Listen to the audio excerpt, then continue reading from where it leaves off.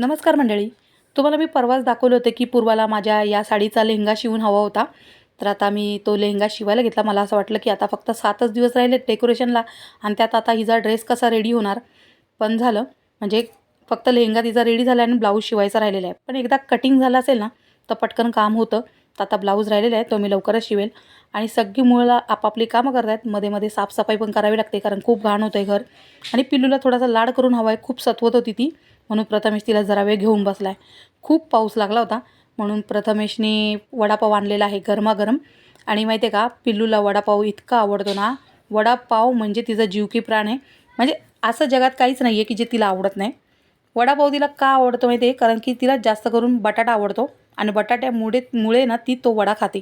आणि तिला जर का वडापाव दिला ना तर ती फक्त पाव बाजूला काढते आणि फक्त वडा खाते. म्हणून मी तिला काय करते ना, असा वडा आणि पाव दोन्ही ना असं मॅश करून देते. मग ती बरोबर